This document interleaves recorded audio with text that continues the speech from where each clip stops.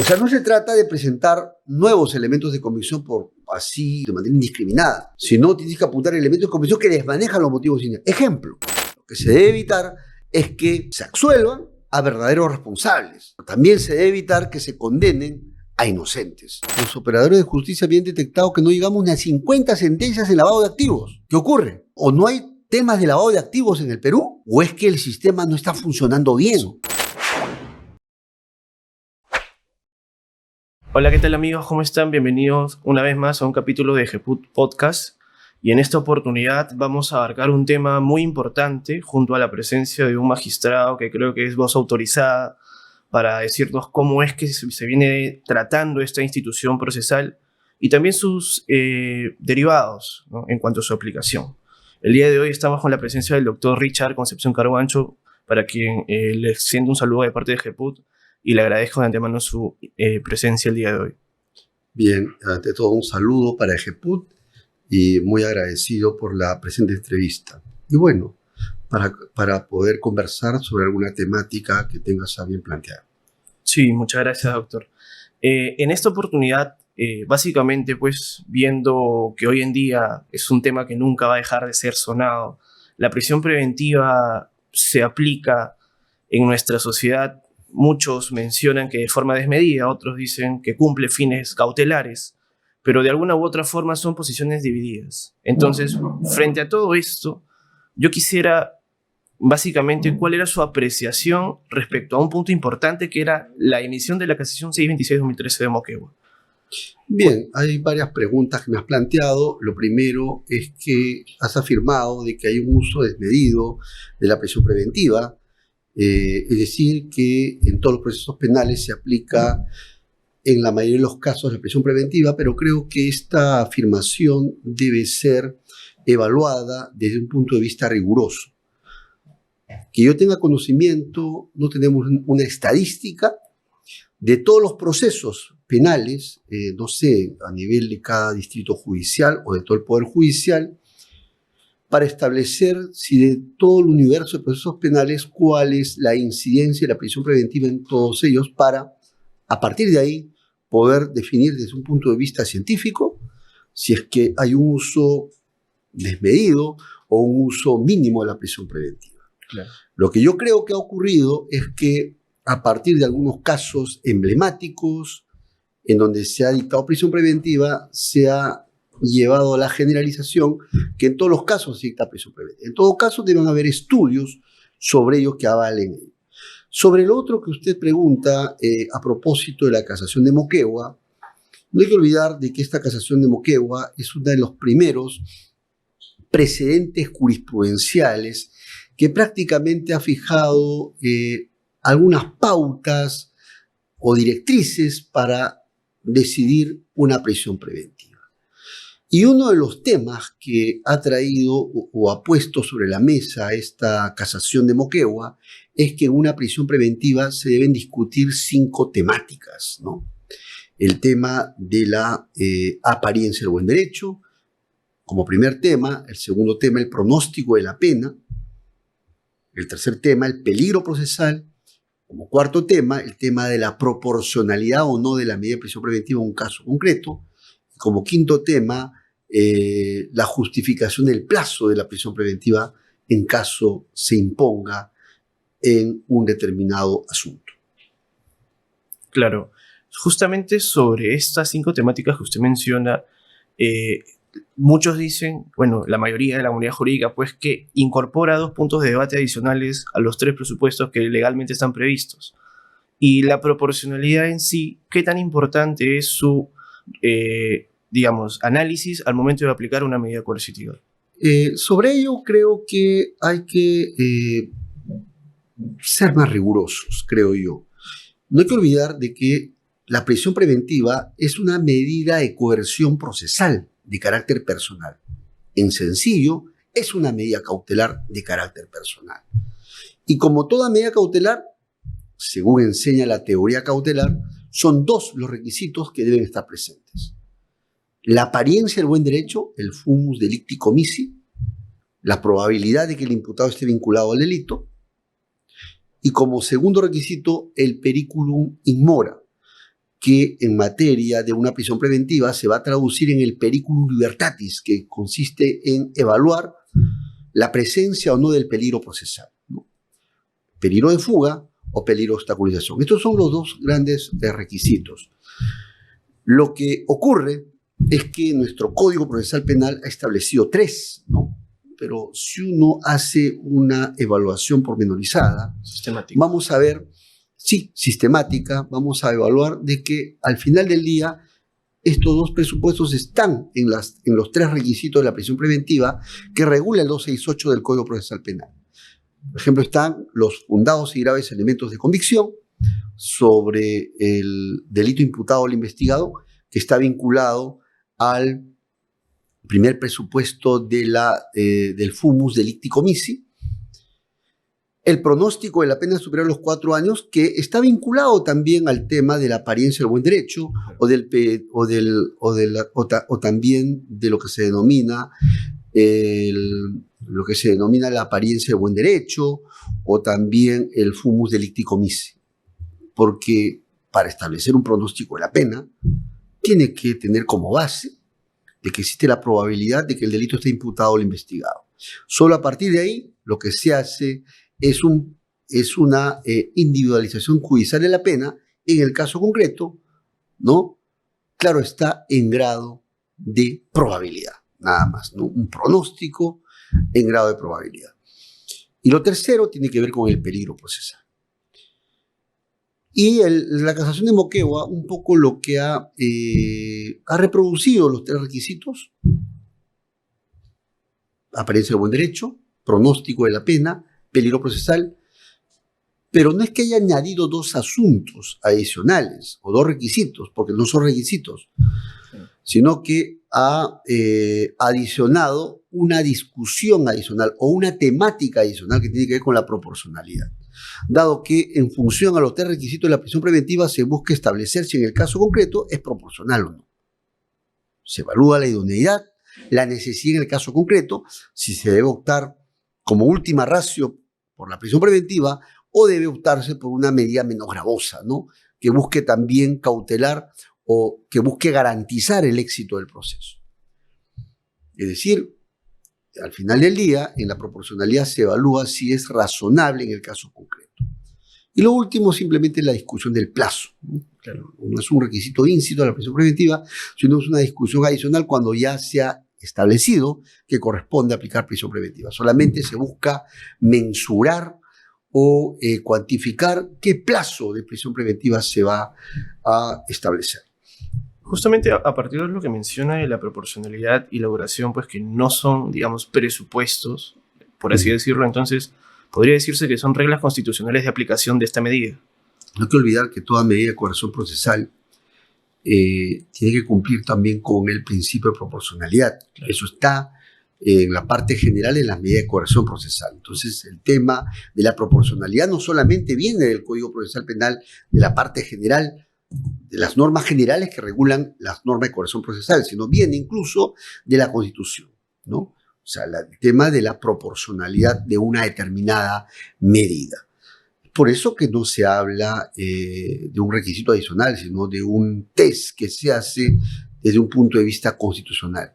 Y el plazo no es un requisito, simplemente ya cuando se ha establecido que corresponde, claro, entonces ahí ya solamente lo que se hace es evaluar cuál es el plazo razonable en el caso concreto. Y a partir de ello, doctor, ¿cuál sería, digamos, el elemento a debatir en una prisión preventiva trascendental, independientemente del fumus bonis iuris que acredita la existencia del delito, ¿no? Y teniendo en cuenta el peligro procesal y la proporcionalidad? Yo creo que los 3 requisitos se deben discutir o deben cumplirse.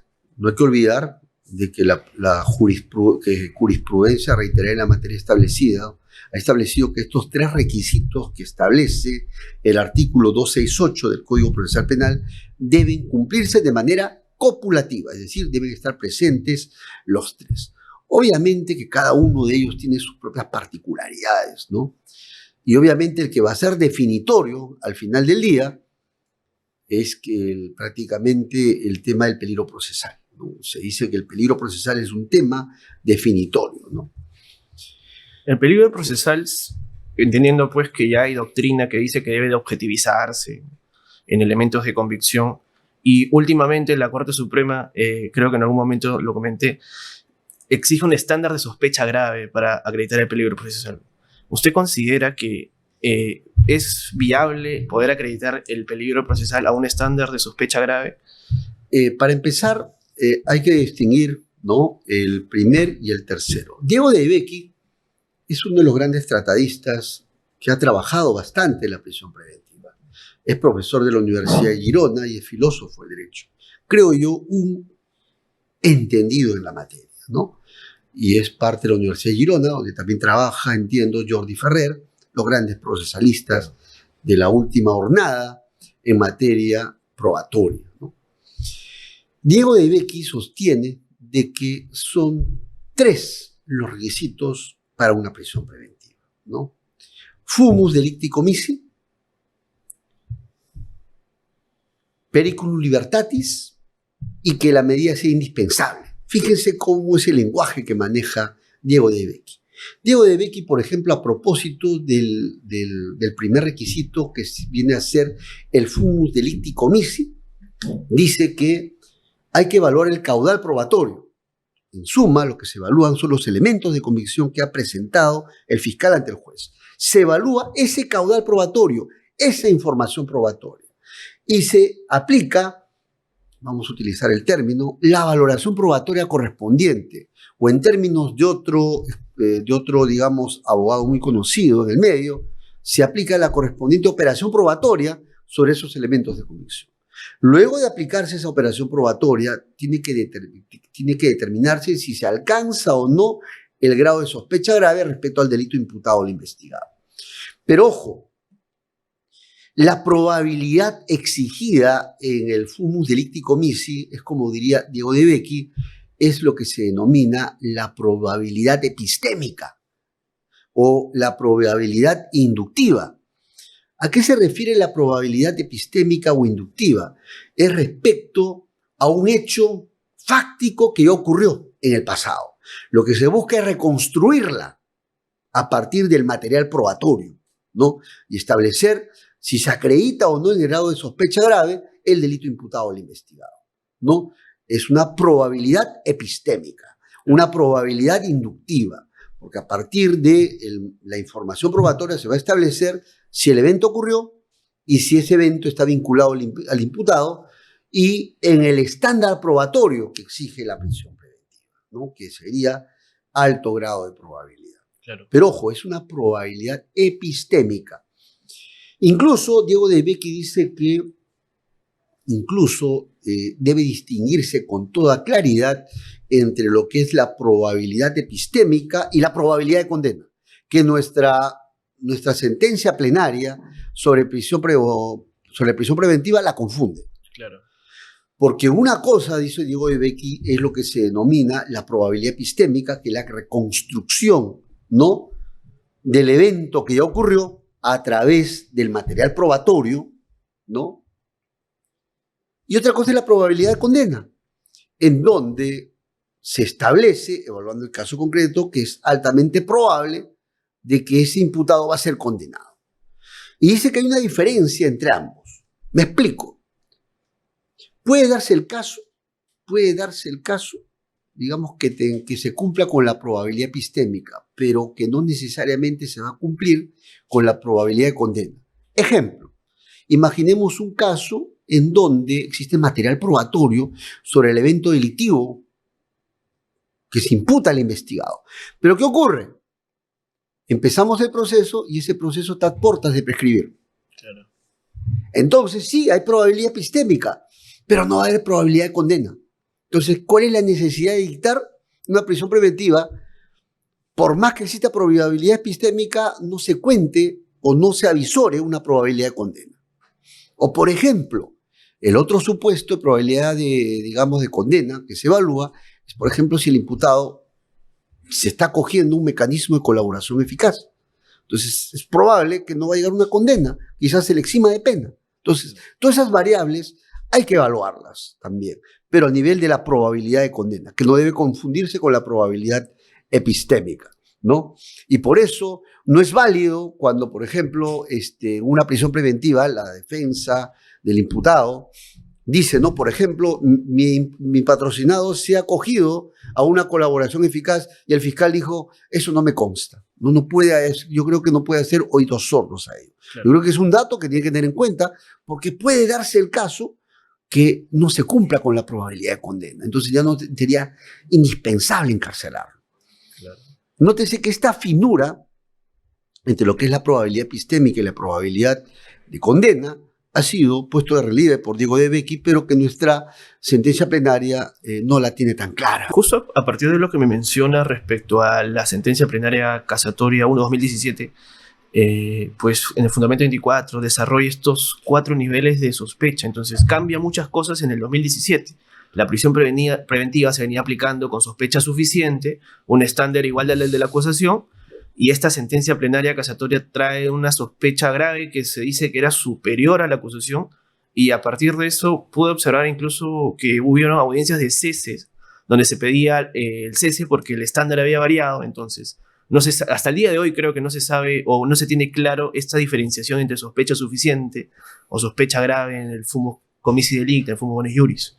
El tema del estándar probatorio es un tema muy interesante y poco trabajado, creo yo, al menos de manera rigurosa. Porque uno a nivel conceptual puede poner varias categorías jurídicas, sospecha simple, reveladora, sospecha suficiente y sospecha grave, ¿no? Pero este tema es un tema bien complejo, ¿ya? Porque esta sentencia plenaria que usted acaba de mencionar, efectivamente, nos señala de que, de acuerdo al avance del proceso, se exigen determinados grados de probabilidad o de sospecha. Para iniciar diligencias preliminares, sospecha simple. Para formalizar investigación preparatoria, sospecha reveladora. Para acusar, sospecha suficiente. Para la prisión preventiva, sospecha grave, alto grado de probabilidad. Para condenar, certeza, más allá de toda duda razonable, ¿no? Pero esto es a nivel conceptual. Yo creo que todavía en los casos concretos esto todavía no se desarrolla con la rigurosidad que amerita todavía. Creo que estamos en un avance. No hay que olvidar que toda esta onda del razonamiento probatorio viene desde hace 15, 20 años. Es un movimiento jurídico nuevo, que no viene de antaño, ¿no? Un poco lo que quisiera un poco graficar es que esto de la fijación de los umbrales probatorios o de los estándares probatorios es un tema relevante que también lo ha destacado Jordi Ferrer y el mismo Diego de Becchi. La idea es que no se ponga una valla tan alta de tal suerte que se logren pocas condenas o pocas medidas cautelares, pero tampoco se puede poner una valla tan baja que se termine condenando a cualquier persona, ¿no? Digamos, sin que haya suficiente evidencia. O se dicten medidas cautelares con poca evidencia, ¿no? Sin que el tema esté claro. Y es por eso que ellos destacan bastante el tema de que hay que evitar los falsos positivos y los falsos negativos, como en el embarazo, ¿ya? Dicen que lo que se debe evitar es que se absuelvan a verdaderos responsables, pero también se debe evitar que se condenen a inocentes. Por eso que es importante establecer un umbral probatorio que no sea muy alto, que tampoco sea muy bajo. Un umbral probatorio razonable para poder optimizar el funcionamiento del sistema. Porque imaginemos un sistema procesal que a nivel de la operatividad establece una valla alta, valora pocas condenas. Y eso no se le hace bien a la sociedad, porque el mensaje va a ser de impunidad. Claro. Pero también el otro extremo es peligroso, en donde también se condene con poca evidencia, sin la solidez, ¿no?, que amerita un caso de condena, ¿no? Eso también le hace mal al sistema, porque eso más parece persecución de parte del Estado. Es decir, debemos buscar un estándar probatorio razonable, ¿no? ni muy alto ni muy bajo, que le hace muy mal al sistema. El otro día me hace recordar usted que hace poco se estaba evaluando el tema del lavado de activos en el Perú y de la cantidad de sentencias. Y con alarma, los operadores de justicia habían detectado que no llegamos ni a 50 sentencias en lavado de activos. ¿Qué ocurre? ¿O no hay temas de lavado de activos en el Perú? ¿O es que el sistema no está funcionando bien? Tanto más si existen indicadores a nivel mundial en materia de lavado de activos, por ejemplo, en donde se ha establecido de que solamente el sistema de persecución penal solamente interviene el 1% de todo el dinero mal habido o de procedencia ilícita. Entonces, por eso hay que tener mucho cuidado. Un sistema en donde establece umbrales probatorios muy altos distorsiona el sistema. Umbrales probatorios muy bajos también. Hay que buscar, digamos, la cuota de equilibrio, como dirían los griegos, la frónesis, el justo medio. En su experiencia como magistrado, claro, sin incidir en algún caso en particular, respetando siempre la reserva de ello, ¿cómo se podría ejemplificar una sospecha grave en una prisión preventiva? Por ejemplo, ¿se puede alcanzar sospecha grave habiendo diligencias pendientes, pericias pendientes, por ejemplo? No hay que olvidarse que las medidas cautelares se rigen por principios. Se rigen por principios. Y uno de los principios es la provisionalidad. Es decir, se evalúa el material probatorio tal cual ha sido presentado por el fiscal en ese momento al juez para llevar a cabo una prisión preventiva. Ese es el material probatorio. Más adelante puede variar. Es decir, puede fortalecerse esa imputación o puede desvanecerse. Es por eso que en las medidas cautelares rigen los principios, varios principios. Uno de los principios viene a ser la variabilidad, o también conocida como la cláusula de rebus sic stantibus. Claro. A partir de esto, justamente no hace mucho, el TC ha emitido una sentencia que prácticamente manifiesta en toda su dimensión este principio, que es la revisión periódica de la prisión preventiva.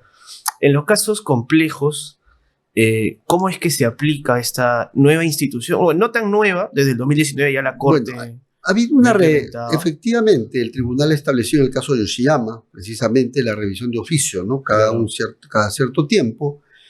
Evidentemente que hay que seguir las pautas del Tribunal Constitucional, pero hay que tener en cuenta también que muchos juzgados están abarrotados, ¿no? O sea, con carga procesal.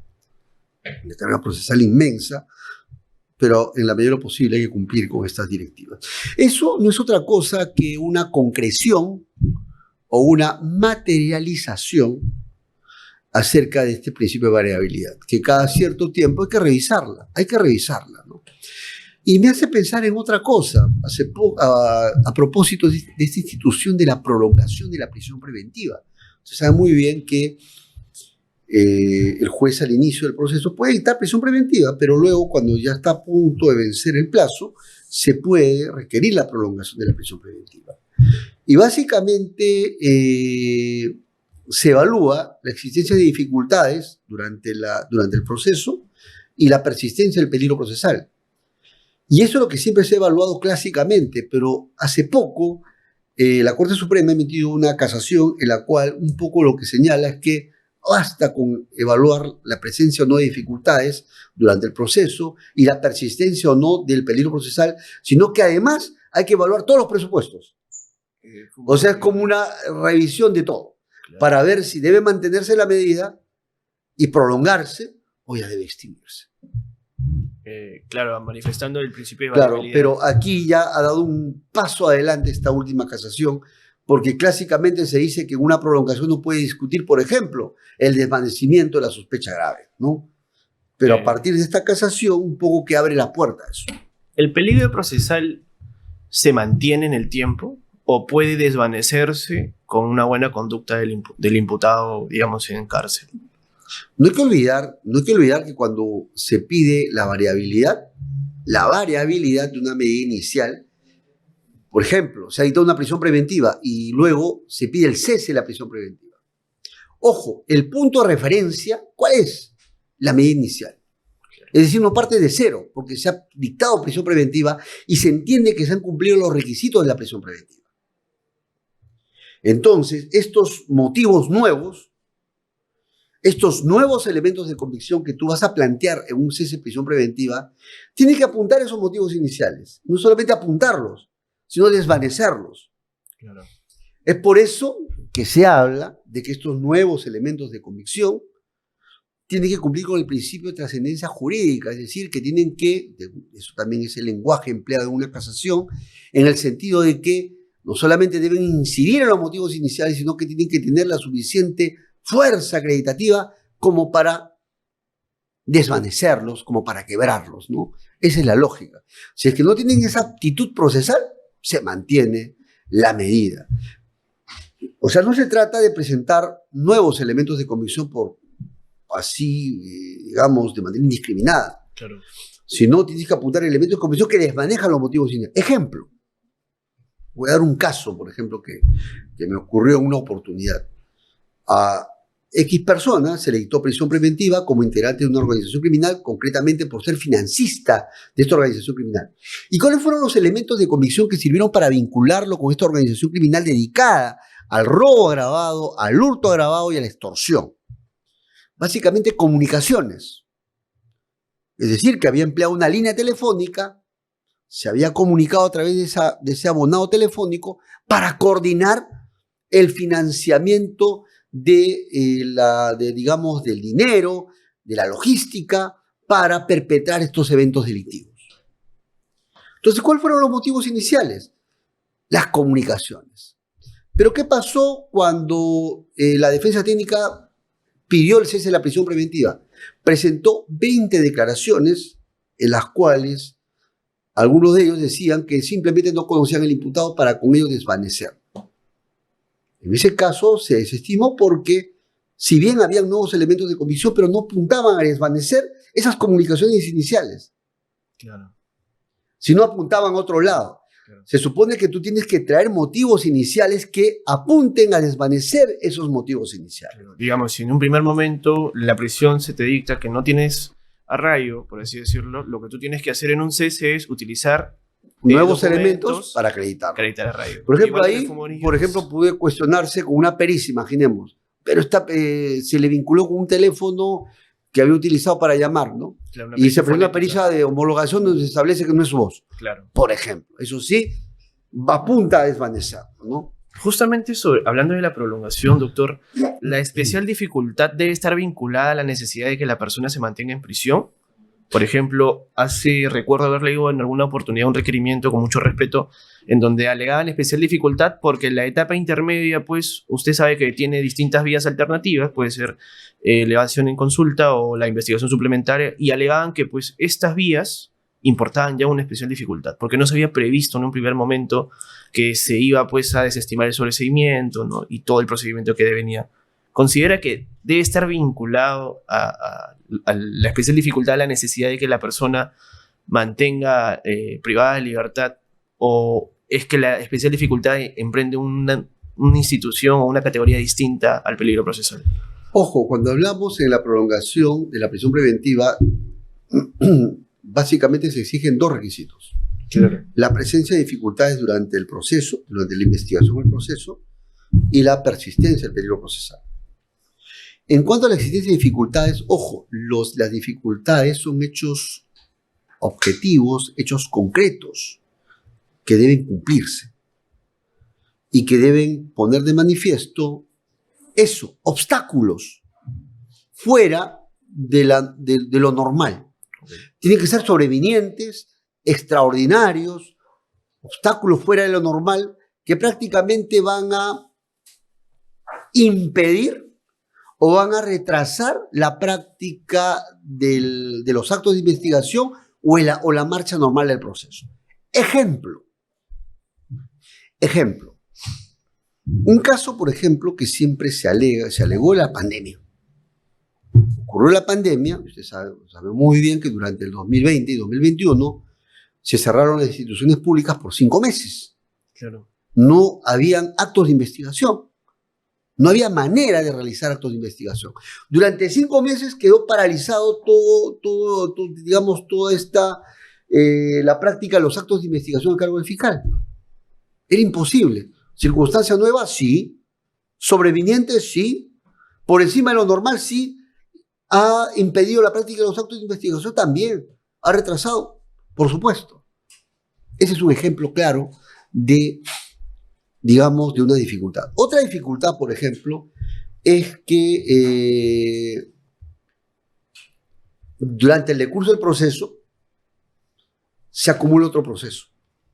Claro. Digamos, ocurra prácticamente la ampliación de la investigación contra 20 imputados más, Claro. o ampliando 5 hechos fácticos más. Ojo, en este caso, la complejidad venía de inicio, pero acá se ha incrementado el grado de dificultad inicial.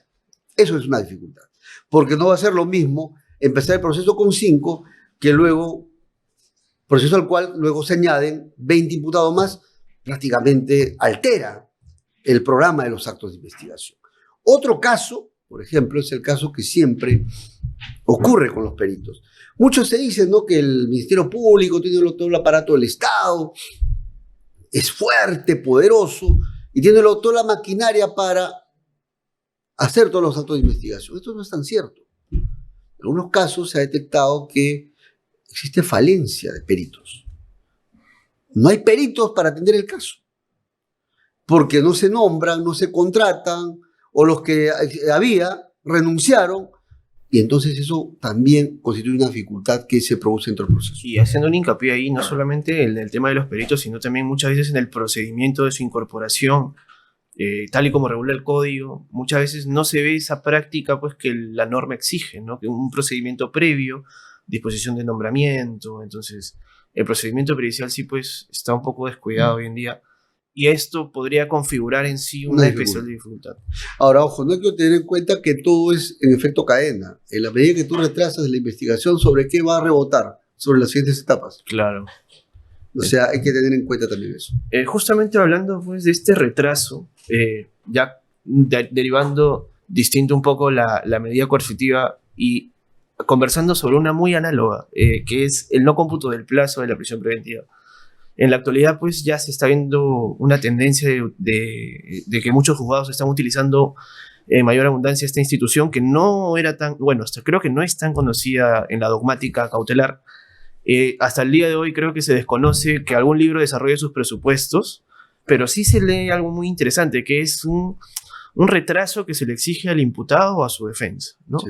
En sí, cuando usted ve este tipo de audiencias, doctor, o este tipo de incidentes, ¿cuáles son los presupuestos que usted analiza? Mire, respecto al no cómputo del plazo, es cuando hay dilaciones indebidas por parte del imputado o su defensa. Ojo, esto se aplicó en la Corte Nacional, cuando los plazos se vencían. Claro. Entonces los fiscales recurrían como última medida ya para seguir, para que el imputado no obtenga su libertad, pedían no cómputo de plazo por dilaciones indebidas. Pero esto tenía que Pero ser Pero esta tendencia al principio era aceptada por los tribunales, ¿ya? Pero luego ya no. Ahora los plazos son fatídicos, porque ahora se privilegia más la libertad personal. O sea, el fiscal tiene que ser sumamente diligente, o tiene que ser en todo caso, el tema de la dilación indebida, tiene que ser bien grosero, como para aceptarlo hoy en día. Hoy en día ya no se acepta mucho esto. Ahora, eso lo que pasa es que en la justicia común recién se está aplicando. Claro. Es otra cosa. Pero nosotros ya hemos pasado por eso. Yo creo que al final va a haber un retroceso hacia privilegiar la libertad personal, ¿ya? Por eso que los fiscales deben tener todas las previsiones y toda digamos, tienen que tener una estrategia. Estrategia no se habla simplemente por hablar, sino que hay que diseñar todo un plan de trabajo durante la investigación preparatoria, una agenda respecto a los actos de investigación y de cómo debe realizar. Ahora, ¿cuál es el momento? ¿Se puede pedir el no cómputo del plazo primigenio y también de la prolongación? ¿O es que esta institución se aplica luego de la prolongación? Luego de la prolongación se estaba aplicando más, ¿ya? ¿No? Pero como le digo, la Corte Nacional al principio se aceptaba ya como un último recurso que planteaba el fiscal, pero luego ya la tendencia ya ha sido fatídica. Y este ánimo de retardar, bueno, es posible que se le tenga que atribuir a un imputado que un abogado quizás... Claro, al imputado y a su abogado, pero ojo, tiene que acreditarse ese motivo de dilación indebida. Para empezar, tiene que ser objetivo. Acreditarse la dilación y de que esa dilación haya sido indebida, injustificada, con el solo ánimo de retrasar el proceso. Por ejemplo, si es que yo soy imputado y tengo una defensa ineficaz, con el debido respeto, y este abogado solicita la nulidad de la disposición de conclusión de la investigación. Un escrito intrascendente, por así decirlo, pero en su desconocimiento, digamos, consideraba que era una forma de litigar el caso. Ahí hay una gran discusión, porque siempre se va a producir una tensión entre lo que va a alegar el fiscal de dilación indebida y la defensa que va a alegar. Ejercicio regular de mi derecho a defensa. Claro. Entonces, creo que ahí hay que ser muy cuidadosos. Yo creo que solamente el juez debe meter la mano, como se dice, cuando esa dilación indebida sea grosera. Si está, como se dice, en el límite, yo creo que hay que privilegiar la tutela judicial efectiva. ¿Cuál sería la diferencia sustancial entre dilación indebida y peligro procesal? En este caso de obstaculización, entiendo. O podría ser de fuga. La dilación indebida tiene que ver más con un retraso de los actos de investigación, es decir, para que se alargue, ¿no? Pero el peligro procesal tiene que ver más con el peligro de fuga o el peligro de entorpecimiento de la actividad probatoria. Habría que ver si es que esta dilación en verdad perturba la actividad probatoria, ¿sí? En cada caso concreto. Si hay un impacto directo y que sea lógica consecuencia, y que como lógica consecuencia arroje eso que prácticamente entorpezca la actividad probatoria. Justamente había una postura en donde pues, se mencionaba que la aplicación de esta institución, que claro, recién se está viendo pues, que día a día se aplica más, tendría una tendencia o sería tendenciosa pues, a un tercer plazo o una tercera prolongación de la prisión. No, ya no. Ya el tema está claro. Solamente lo único que podría discutirse es un tema de adecuación de la prolongación de la prisión preventiva, pero los supuestos son sumamente excepcionales, sumamente excepcionales. Esto ya ha sido incluso desarrollado por un acuerdo plenario. Claro, justamente este acuerdo plenario, pues el 1/2019, abarca muchos criterios importantes, ¿no? Prácticamente desarrolla la dogmática cautelar en torno a la prisión preventiva. ¿Considera que es importante el desarrollo doctrinario que ha realizado de forma jurisprudencial? Claro que sí, es importantísimo. Es importantísimo porque un poco que clarifica los conceptos, ¿no? En qué caso se aplica, ¿no? Y ya estableció los supuestos muy puntuales, ¿no? Son supuestos muy puntuales. Por ejemplo, a nivel de adecuación de prolongación de prisión preventiva, tiene que ver cuando una investigación pasa de simple a, por ejemplo, a una investigación compleja, ¿no? ¿Ya? Y así para completar el tiempo, ¿no? O cuando es una especial dificultad, o sea, ya le pone el énfasis en eso. Justamente recuerdo, a partir de este acuerdo plenario, que ya, digamos, de forma directa reconoce el derecho al plazo razonable de la prisión preventiva, ¿no?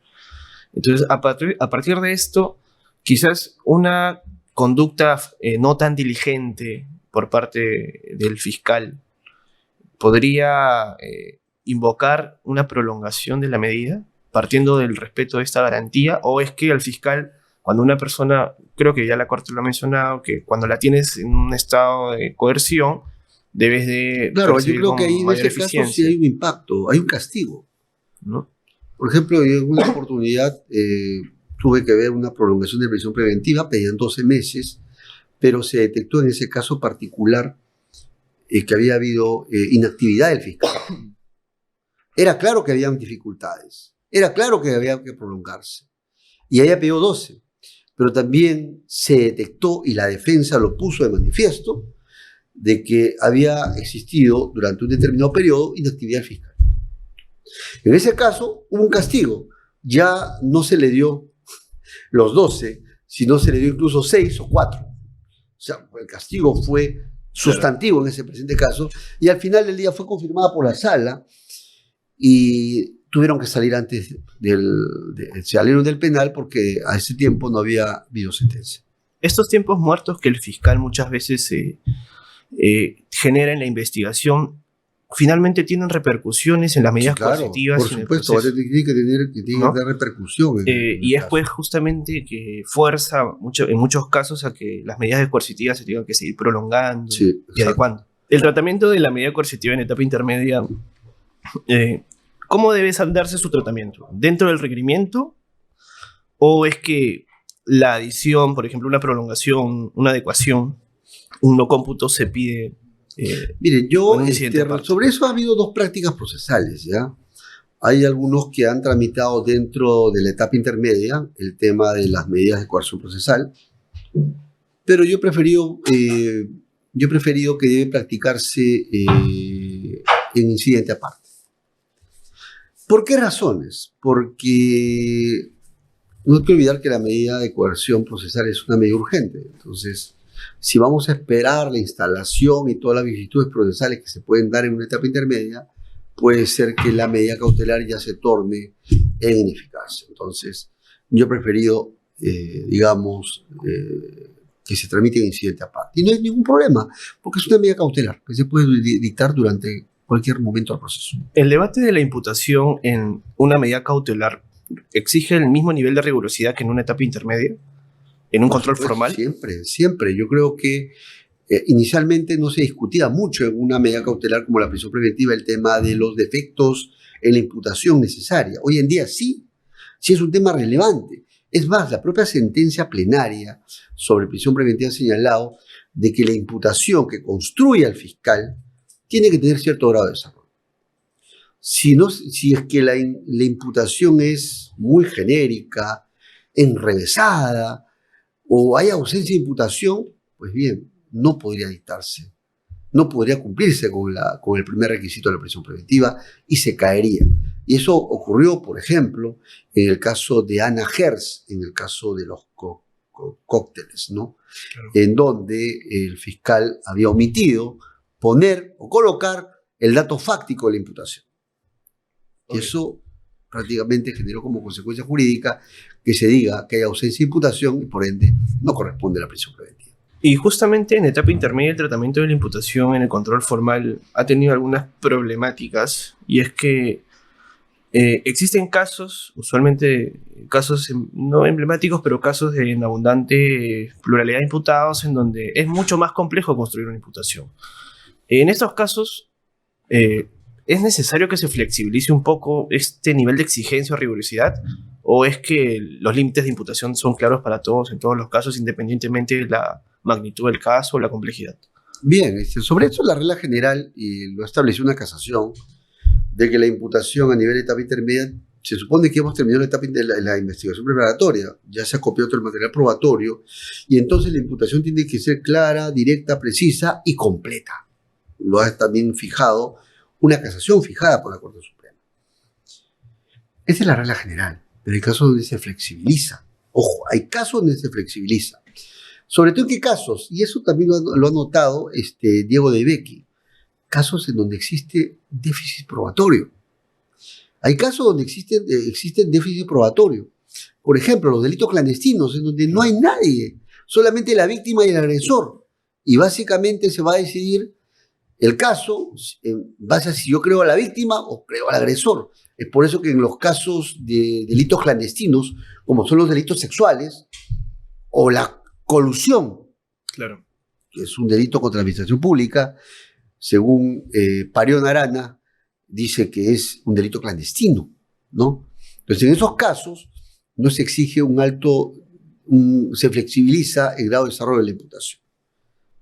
Porque hay déficit probatorio. Como hay déficit probatorio, por ejemplo, en colusión, se exige solamente el contexto global de los hechos que se atribuyen. No se exige una precisión sobre cuándo, dónde se habría producido el pacto colusorio, por ejemplo. Claro. Y eso ha pasado, por ejemplo, en el caso Curi. El caso Curi, uno de los agravios que mencionaban la defensa técnica, es que precisamente no se había cumplido con el grado de imputación necesaria, precisa, porque no había muchos datos sobre la ocurrencia del pacto colusorio. sino que había sido producto de una inferencia. Por eso que en ese caso, en algunos casos se flexibiliza, como por ejemplo en los casos de delitos sexuales, ¿no? Solamente se pone el contexto. Y esto genera muchas veces que el control formal exceda lo que la norma en su momento ha regulado. Por eso le digo, este tema del déficit probatorio está vinculado a la imputación y también al estándar probatorio. En caso de déficit probatorio, tú no vas a exigir una valla bien alta, porque si no, nunca condenarías un caso de violación sexual.